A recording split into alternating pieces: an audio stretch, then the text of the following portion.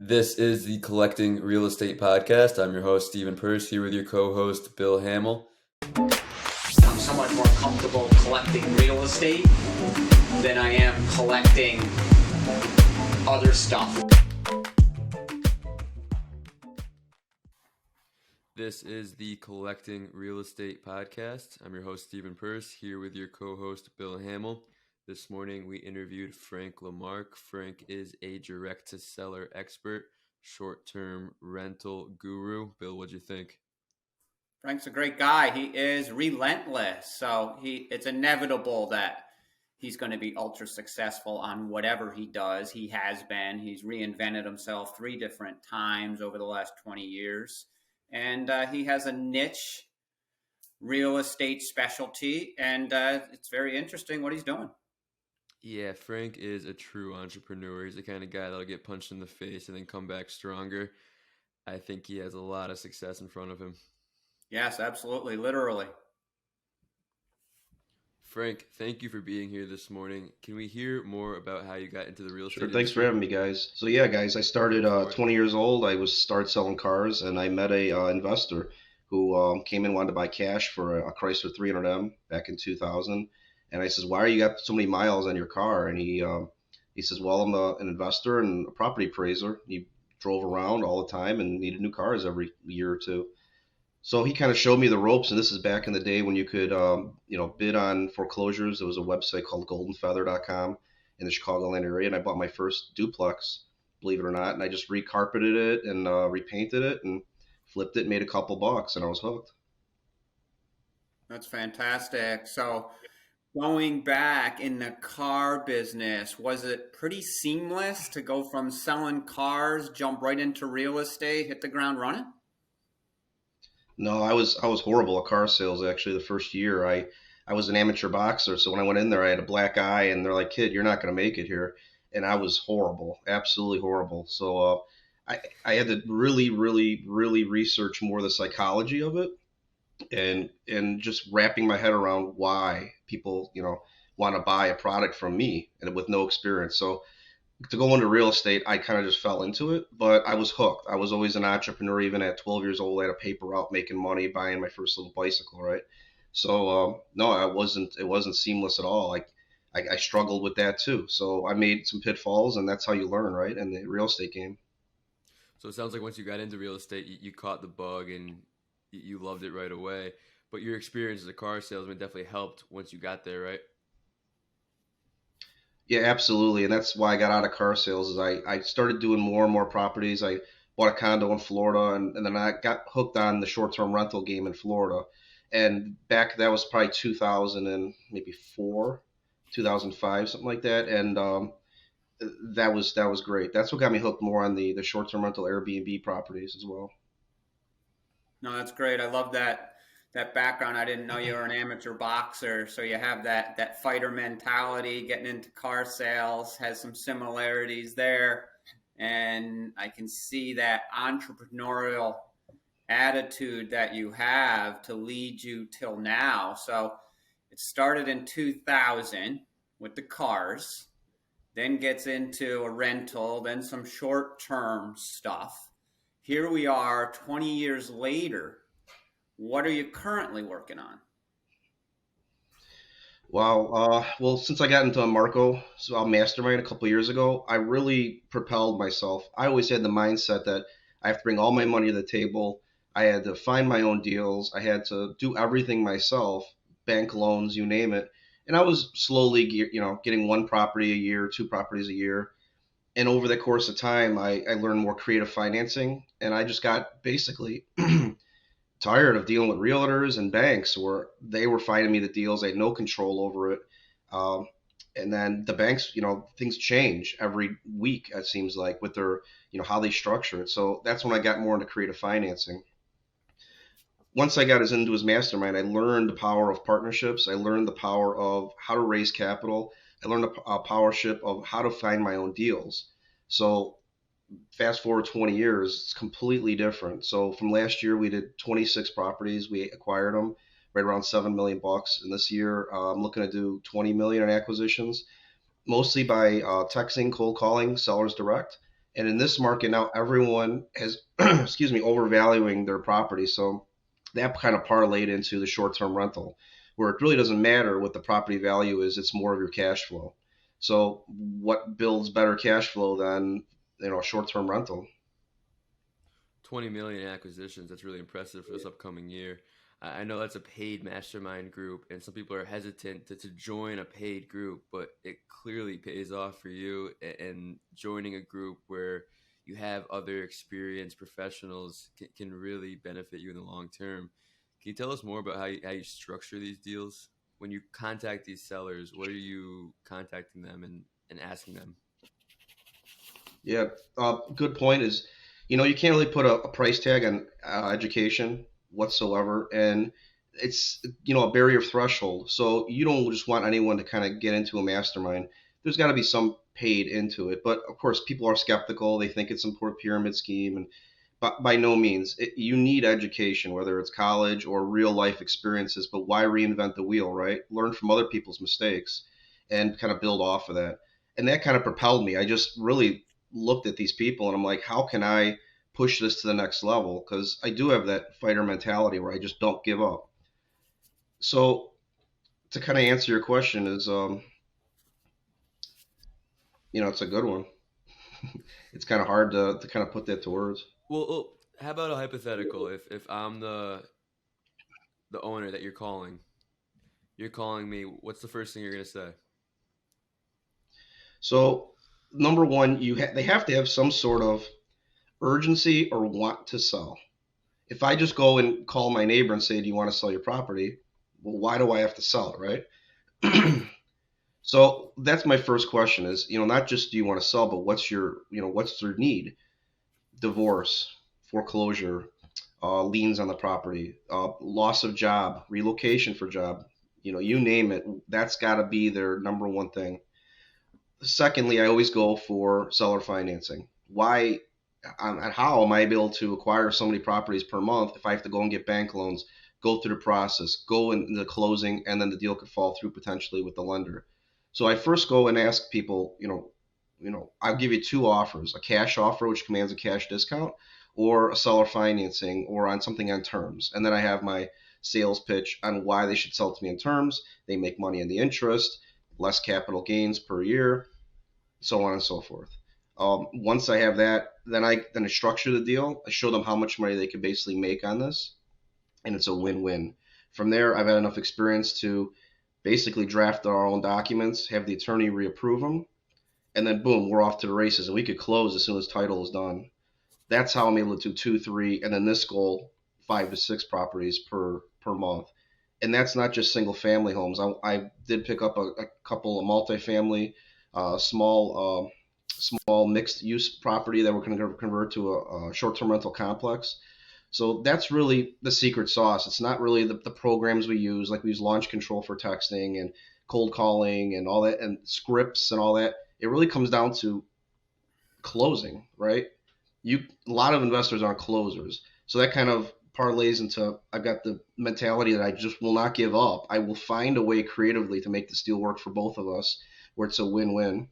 I'm very ethical in the way I do things, so I want to make sure that they're happy through the whole transition, and it gives them less opportunity to back out as well when you have that mentality. And three, I know how to structure these where they're profitable. So what I kind of need help with in the future is more cloning of myself and somebody that could take off the weight of raising capital, where I could fully have my attention to the acquisition aspect of it. No, I love that with the mastermind coaching mentorships. I did not see the real value for so many years. I learned on my own after educating myself with some books and had a degree of success and naively said, I have it all figured out. Now I'm going to manage these properties, rock and roll. 10 or 12 years later, very frustrated, and then deciding to scale into multifamily, which was ultimately a limiting belief early on when I was just buying smaller rental properties. Join that mentorship community, mainly just for the education to scale, but then seeing the value of the relationships that you make, and the potential partnerships, and that proximity. So looking back at what you were saying there, when you're doing your direct to seller, you're finding a win-win deal, but ultimately solving someone's problem. Ultimately, to solve your 100%. problem of, getting into a deal that's going to work for you based on what your goals are. When you're doing these direct to seller calls and texts and all these campaigns, what type of time do you put into it, and what type of conversion percentages do you get, where you actually get to a closing table? Yeah, great question. That's what I do. I buy excuse me in the underwriting, and that's it. I think, how can we structure this to make it a win-win, and how we could both um, push it past the finish line. So yeah, I'm a full-time investor, so I work and do all my calls and texting in the morning from 9 to noon, 1 o'clock, and then I set up my appointments with the sellers in the afternoon, and I just go and start talking and build a little bit of rapport. But rapport isn't everything, and that's kind of a misconception in sales. It is something, just like the purchase price of the property, but it's not everything. It's always about the money and how we could solve their problems. So kind of a conversion rate that's everything when you come and you dial this in, is your cost per acquisition. For a single family home, it's roughly between 2,500 and 3,500 bucks I'm going to spend on campaigning, virtual assistants, you name it, all the background stuff. With a multifamily, probably looking at double. And I like to be a big fish in a small pond, so I'm concentrating on my area around the northern Illinois, southern Wisconsin. So everything from Lake Geneva, Wisconsin to Gurnee to Lake Zurich, probably, like I said, a 30-mile radius where I could drive within an hour and meet people. Once I have this really, really dialed in, then I'll branch to other places. But I think that's the hardest part with some investors. They'll just go everywhere. They'll canvas all over the place, and really, they should really focus on one thing. As my dad said, be the best number 2 pencil salesman, right? Very specific, very, very focused. Frank, my first job was a lot of cold calling, 80 plus cold calls a day in logistics sales. So I love talking about this stuff. It seems like you're definitely an expert in the direct to seller area. I like how you said it's not all about rapport, even though that's a big part of it. And I think that's because if someone's not looking to sell, they're not going to sell to you no matter how much they like you. When you start talking to someone, you call them, you get them on the horn. How long does it take for you to get into the numbers? How long do you spend trying to build that relationship before you get to business? It's always about the numbers. So I dive right into it. I first get them off texting immediately, and I want to ask them, why do you want to sell? So you text And first? okay, yeah, text first and get them off immediately. I just basically Okay. will ask them, do you want to sell? If they say yes, that's when okay, can I call you right now this second? When now I have virtual assistants in the background that do all that kind of warming up, and then immediately they'll say hot lead and I'll jump on. And that's the importance of being really into it and not just being like, okay, I'll call later today or tomorrow, because time kills deals, right? Mm-hmm. As soon as I get them on the phone, okay, why do you want to sell? What's your pain or urgency? And how could I solve your problem? Okay, I need cash now immediately. I'm being incarcerated next week. Okay, let's make it happen. So a terms deal probably isn't going to work, right? Or a payment plan isn't going to work. So that's where some of the deals were, and it's, believe it or not, that happens. Or I've got a federal tax lien of $200,000, and I need to get rid of this property because they're going to foreclose on me. It happens, right? I mean, everyday people have problems, whether they're rich or poor. And believe it or not, more rich people have a lot more financial problems than poor people. So say you get someone who's looking to sell their property, but they're not in desperate needs. What kind of terms are you trying to set up with them? Yeah, perfect example is paid off properties or tired landlords. Tired landlords, the property will be paid off sometimes, and they just want to get out, but they like to have that nest egg of the money coming in. We picked up an 8-unit commercial mixed units property. Property's paid off. He didn't need the money, but he was tired of dealing with the tenants. That's where I come in and I structure it. Where, listen, yes, you're not going to make as much money with the monthly payment that you were, but you're not getting all these headaches. Let me deal with it. Let me deal with the problems. So I turned around the entire landlord with a paid off property. Yes, we overpaid for the property, but it's still cash flow, 20% cash on cash return. So I'll basically show in an amortization chart, here's how much money you're making the interest. And I structure it always with, the lowest payment, no interest, no balloon, 25 to 30-year AM, and start from there. And believe it or not, sometimes it hits, right? You never know until somebody says yes. What was the number for that 8 unit? Like 30-year, 5%? It was a 3%, 25-year AM with no balloon. So yeah, I think our payment to them is 4,500, and we're profiting I think 2,200, and we didn't spend a dime. No, that's great. You're showing them the benefits clearly with numbers. This is what you're going to make in Yep, interest. you have to. I mean, what I mean, so immediately get into the numbers, show how it's beneficial to them, solve their problem. I'm going to take on these headaches, the drama that comes along with property management, as Bill knows. So what does the team look like if you have one? So you're direct to seller, you're on the phone, you're making deals, you're converting, you're closing.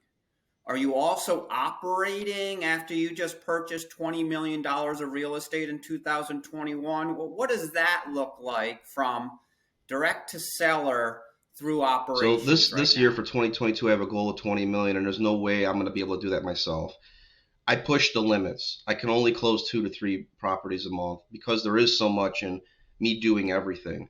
So the problem I had was as a bottleneck, right? So all these properties are coming up and then they're closing, and then we have to remodel them, property management, get it, and then I had to divert my attention away from that. So building the team is actually the most important part.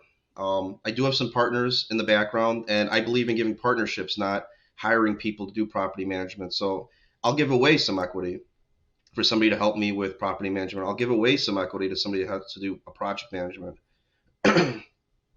So the only way I'm going to do it, and I'm in basically a transition period now. If I'm going to hit my goal, I need to clone myself.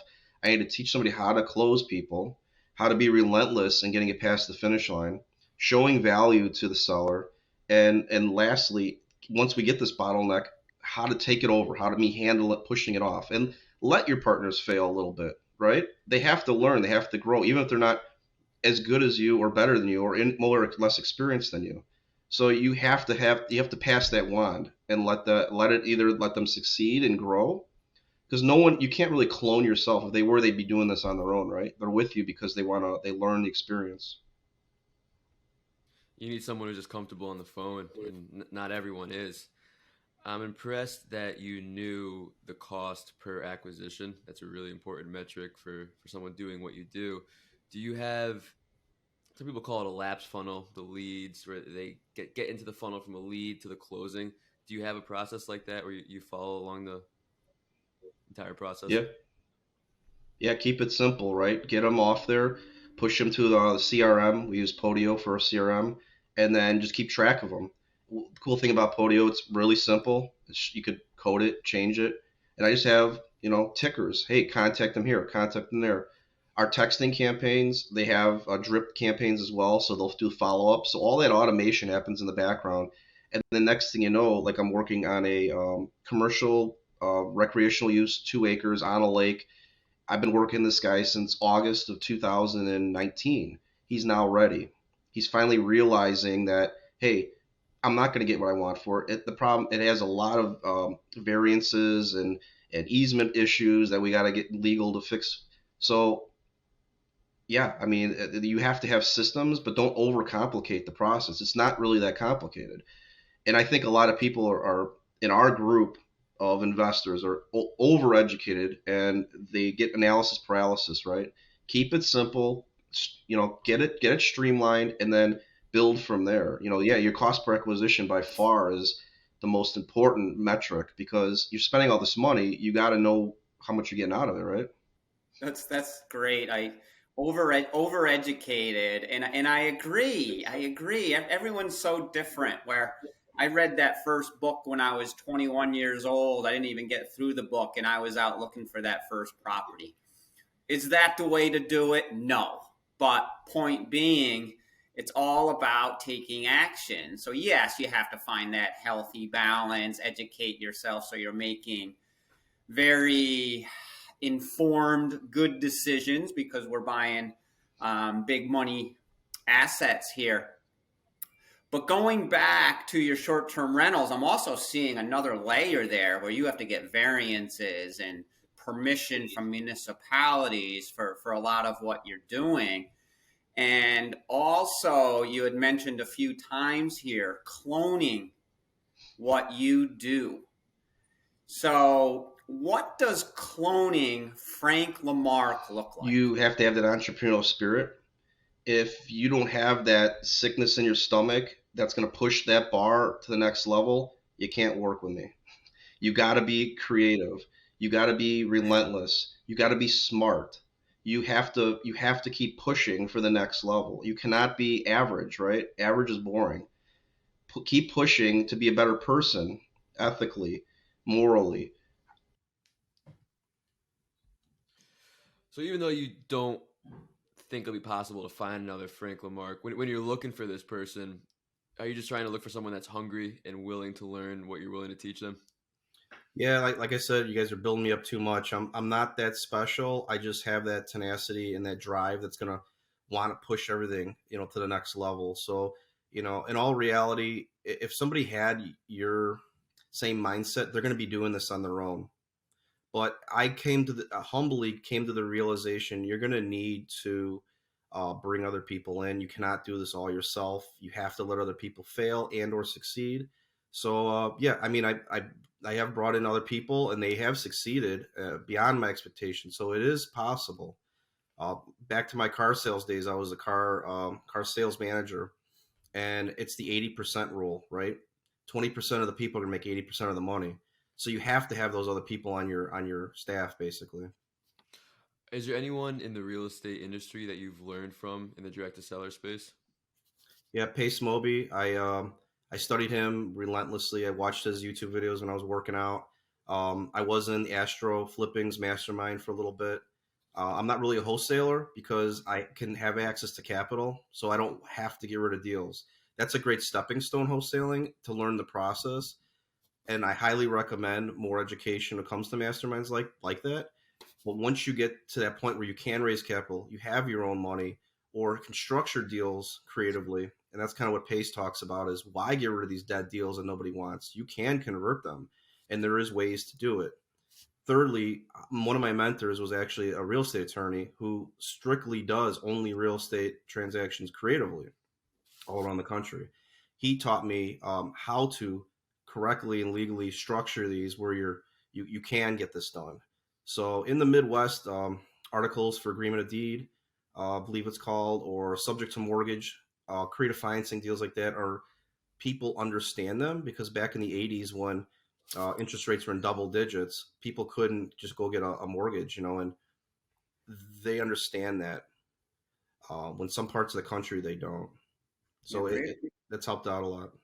Creative financing is key. I think if you're going to be a professional in the real estate business, at some point, you have to utilize the creative financing to continue to grow your business. It's just another tool in the toolbox. I love how you mentioned that 80-20 in car sales.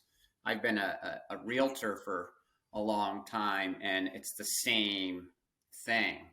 80% of the realtors do all, or 20% of the realtors do all of the business. Yep. 80% of the realtors are tending bar. So that probably is the same thing through industries, especially sales industries across the board. It's those people that are relentless, disciplined, committed, consistent. And I also appreciate that, hey, you're not going to find that person that checks all those boxes, because they would be, doing their own thing at this point. And so there's the challenge. Seeing what you've been doing currently on those short-term rentals, those big lake houses, you're doing creative financing, raising money. What do they look like? Are you doing a lot of remodel, a lot of rehabs? How are you cash flowing, those properties? So one of the first ones that we picked up was a gentleman who was diagnosed with cancer. He has, I think he said something like 4 million square feet of commercial real estate space. So he's a very accomplished real estate investor himself. This lake house, he basically used it as a storage lot, and which was funny because it's $1 million storage lot, and he has a private island where he likes to hang out at. So he has a want to sell because he didn't want his kids to deal with all this property that he has. So he's slowly selling stuff off. From there, that was his need. So I went to him with a creative financing deal. We structured it for 5 years at a 3% with a 5-year balloon. And we did have to put some money into it because he basically let it go to waste for the past like 6-7 years. It was vacant, a lot of work. We had to put a couple $100,000 into the property itself just to get it at an acceptable condition. We probably still need to put more. We could dump more into it, but as the cash flow does come in, we could start doing that. And I think we're at right around a 17% return, cash on cash return with that property. And every year it's going to keep going up. Come year 4, we're going to refi it, pay back the investors the majority of their capital, and then it becomes infinite returns after that. So that was a hard one because there was a heavy lift involved. There was a lot of moving parts, and we flipped it all in about 3 weeks. So we had tons of trades in there. That took away from me finding more properties. That kind of parlayed 8 months later into the neighbor constantly complaining that our people are loud. There's a lot of cars in the driveway. I basically asked him, hey, what's it going to take for me to purchase your property to make you happy? We have that deal in contract now, his neighbor, for $830,000. That it's a little bit structured differently. Doesn't need a thing. It's a turnkey. We literally, all the furniture is even included in the deal. That we're raising capital to pay it cash. And then come year 2 or year 3, we're going to refi that and pay back the investors. So different structures for different situations. There was another one in Lake Geneva, Wisconsin, where it's 2 blocks from the downtown. Very awesome tourist location, short-term rental. That one we picked up for $140,000 on a subject to mortgage deal. So he literally, when COVID hit, he owned a restaurant and he ran out of money and basically had no business and no money to remodel this existing house. I said, let's do a subject to. I'll take over your payments. We dumped $40,000 into the remodel. 2 months later, we have it rented, and it's by far one of our best income generating, and it's not that expensive. The ARV on it is right around 300 now, and like I said, we have about 180 into it. So we could immediately flip it and make money, but the returns, the cash on cash is stupid. You understand the different tools that you have with creative financing, and you know how to deploy them for different situations. I love that example of buying the neighbor's house. That's so good because they're complaining. You say, yeah, I'll buy your house instead. That's the power of, his need. That's his urgency to sell, is he didn't want to live next to a short-term rental. And these by far are not party places by any means. They're expensive. These big, this place is 4,000 square feet on 2.5 acres on a lake. There's family events that go on here. These people are paying $1,000 to $2,000, $2,500 a night to come in there. The guests are rolling up 10 Teslas deep, parking their cars there. They're not there to like spring break it up. They're there to family events, mom's 70th birthday party. We've had wakes there, believe it or not, private wake ceremonies, because a lot of funeral places can't have a lot of people there. Weddings we've had there. So he just didn't want to live next door to that, whether it's a party place or not. But that was his urgency to sell.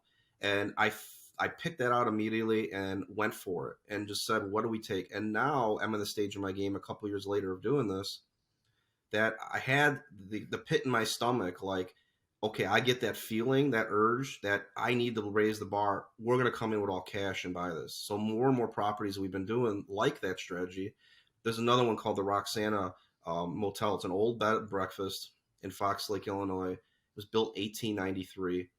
Same scenario. It was basically in the decline. There's not many motels on these chain of lakes. I wanted to revitalize it. I wanted to bring it to the 22nd century, into, and not a bed and breakfast anymore, into a short-term rental complex. I presented that to the village, and they're very short-term rental friendly, so they like the idea of pushing it forward like that. And now there's really only 3 motels on these chain of lakes, and we own 2 of them now. So I'm looking more for commercial type properties where we can convert that. And getting away from your question here, but yeah, like I said, I could talk all day long about creative financing and the power of it. I love it. Great. I think we could too. No, that's awesome. The one thing that I think of when you're talking about your clientele, I remember back when I was just beginning learning that tenant selection was the name of the game. You get the wrong people in your property, you're set up for failure. You screen and you get the right people in your apartments, and you're set up for success. What does the screening process looks like? I'm sure that there's a lot of partiers that do want to take advantage of your great resort houses. Do you have to turn a lot of people away, or what's that line where you say, okay, you're qualified, you're not? Yeah, good point. And Airbnb has their algorithm down when it comes to that. They have to be verified. They have to have reviews. They can't just be a first-time person coming in on Halloween. Let's say Halloween night is a big party night, or Christmas or New Year's. So they have the venting process down pretty good. But there's some that slip through the cracks. And if we don't have one night bookings, they have to be a minimum of 2. They have to spend the money. We don't want somebody to just spend $1,000 for a night there. So yeah, we'll ask them, what is your event? What are you doing? We won't do it for one night because potentially, there can be some issues with partying and whatnot. So that's important, for our asset. We want to make sure this thing's protected. We don't want it to be, messed with. And in turn, that's not the model that I'm looking for. I don't want that Daytona Beach party house. We want a family-friendly event. And I think that the municipalities around here and the counties appreciate that too. We want to keep it family-friendly. First and foremost, the neighbors will make sure they're happy, right? We don't want to continuously have to buy the neighbor out, because that just gets a little old, and I don't have unlimited funds and resources, so that's just not doable. But that's my kind of goal, is to revitalize these areas to kind of get off the topic. But back here in the early 1900s, this was a huge tourist attraction for people from Chicago. It's only an hour drive. What changed it in the decline of the bed and breakfast is new roads, better transportation with railroads and cars, where people are able to drive now to Florida, or drive to the East Coast, or drive to other places. And then airplanes became more affordable and more acceptable for travel. So the decline went down in this area, and it suffered. So now there's not many areas to rent, believe it or not, on these lakes. That's what I kind of want to redo, is revitalize the area, bring more of this tourism, cash to that these towns need as well. Frank, I heard you mention raising capital, paying back your investors on a refi. What does that look like for your structure? Are you taking on debt partners, equity partners? A little bit of both. Every situation is a little different. I like to sweeten the pot and give people the equity. So when we do refi and give them their money back, they're able to keep that equity. Some people say I'm not that smart doing it, but I am still pretty new to this game. I need to build the portfolio up bigger. So I have no problem. And I'm trying to bring in the only top key players like Bill. You have to sweeten that pot, not only for money aspect, but for their experience, right? I believe in being the stupidest person in the room and bringing smarter people in to guide me through the process, to get it passed. So I don't think it's wrong to give up a little bit in the beginning to see the bigger picture in the end. No, that's the way to do it. Yeah, you if you're the smartest guy in the room, you're in the wrong room, right? You got it. Getting back to your focus right now are these lake houses. Is that going to be your lane going forward, where you're going to continue with these short-term rentals and these lake house concepts? And seeing that you mentioned you want to see a 10 Teslas deep, all I can picture is, do you have airplanes coming in with the pontoons where you have an airplane flying in and people have to rowboat in, that type of clientele? You know what? I didn't really plan on this. I planned on building, a single family, multifamily portfolio, with creative financing, coupled with now we're on a lake. It became the perfect storm, right? So these situations that just come across your desk, what the 80-20 rule, right? 80% of investors are going to go for the lowest hanging fruit. I'm going to work harder and figure out how we can make this situation work. So we have this expensive $1 million lake house that needs a ton of work to it. The average investor would be like, what am I going to do with this property? He overvalued the property. He wasn't budging on the price. That's why it sat for 6 years on the market, on and off. He had health conditions, so he had to sell it, but he wasn't just going to let it go for nothing. How can I make this deal work? That's how I kind of got into this. So creatively, okay, let's learn all the Airbnb rules and the laws and all that fun stuff. So now we just push it to the next level. Now we're getting more experience with these counties, and now they're becoming more well known. I've actually been asked by a couple of the village officials, like, are you laundering money? Where are you getting all this money from? It's like the Ozarks, right? the TV show. No, I mean, I told them we got partnerships and we're working to revitalize these communities, and they love the idea.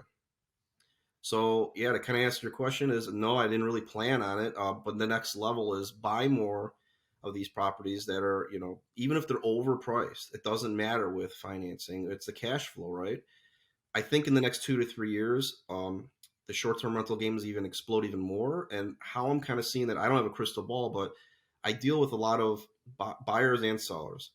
And the buyers right now are these hedge funds that are coming in buying huge portfolios of single family homes. And I'll get emails, texts, I want to buy more of your property, I want to buy the entire neighborhood. They're starting to get into that short-term rental space. And with the big players, institutional money's coming in like that, wanting huge portfolios, that's where I see the next level. And I don't think I'll ever retire. I'll just constantly raise that bar. And so, we basically, like I said, want to be a big fish in a small pond, and how we could take this whole area over, revitalize the area, and bring in revenue for the towns. I agree with everything you just said. The institutions are trying to get into short-term rentals, and if you're not in it already, in 2 to 3 years, it'll be very hard to get into that space. It'll be impossible. They're going to grandfather it out, and if you don't have those licensings and done properly.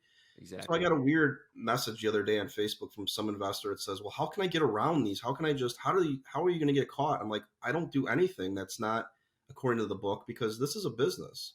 Mm-hmm. If for you to just ask me that, I'm not even going to respond to you, because that's not professional. That's not ethical. I mean, the whole idea is to revitalize these areas and make it a win-win. If it's not a win-win, people are going to be slighted, and they're going to come out and they're going to try and get you in trouble. So why would you want to be detrimental to that? And then look, 10 years down the road, these properties are going to be worth 4 times the amount, not just for the real estate value, but now you have a cash flowing business, like a multifamily. And that's where your cap rate comes in, right? So if these properties are making 30% cash returns, and you have let's say $100 million portfolio, yeah, that's a huge business right there that take very seriously. No, I love that. You're transforming from, buying these individual lake houses that are done based on comparables.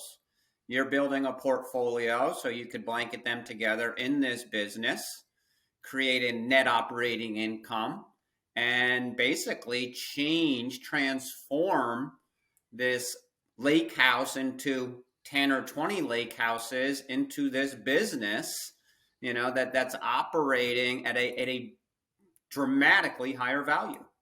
Yeah. So to get back to thinking creatively, there's this 8-unit mixed property with a bar. It sat on the market on and off for 8 years. The owner had it paid off. He didn't need it. He was making $6,000 a month in positive cash flow, but he didn't want to budge on the price. But no one would buy it because not just the price, but there's really no upside to it. I looked at it as creatively and outside the box. And I had to convince some of my partners to come on board with it as well, that this is zoned recreational commercial. It's a motel that we could convert the whole 8-unit into one big family complex and generate infinite returns on it. So thinking outside and being creative is the hardest part of doing this. Everyone's super, conservative with underwriting and how they structure a deal. And they're very, mind focused on it. Think outside and the opportunity. But yeah, at the same time, you got to, have contingencies. What if this goes wrong? What if that goes wrong? So that's what I need partners on as well. I'll think almost too creative sometimes, and I need somebody to kind of pump my brakes and be like, well, let's look at it like this, or what if? So sometimes we have strategy sessions that last an entire day of what ifs. But I get off topic a lot, so tell me the guys to shut up. But now, what I love about what you're saying throughout this entire show is, you're taking problem solving to another level. You are solving some serious problems and really trying to come up with solutions to make these properties work. Ultimately, your end goal is, if we're gonna cash flow after we reposition this property, that's the goal, right? It doesn't matter how you get there. Frank, this is the collecting real estate show, so they say you have to have 3 of something to have a collection. So we've got 3 questions for you to finish up here. What is your 1-year business goal? So this 1 year is to triple acquisitions. And the only way I'm going to do that is with a strong team behind me. Your 1-year personal goal? I had torn my bicep a couple of years ago and finally feeling better, and I started working out again. So to get my mental and physical health at the peak performance I had 2 years ago, by far is my personal goal right now. Awesome. How do Stephen and I and the listeners assist you, and how do we contact you? You could shoot me an email. I don't know if you wanted to put it in the recording, or I could just say it. It's frank@lamcoinvestments.com. We schedule a call. How you guys could help me is I need your experience, right? Onto getting onto my team. I'm recruiting you. I want to bring you on board, Bill. I'm going to hound you and stalk you. I don't know much about you, Stephen, but if you got tenacity like Bill, then I want you too. We can talk. You're relentless. I love that. Frank, fantastic. Now, we appreciate you being on. I'm going to be watching you very closely. I know that there's big things ahead for you. But once again, thanks for being on our show. Enjoy the rest of your day. Thanks, guys, for having me. Take it easy.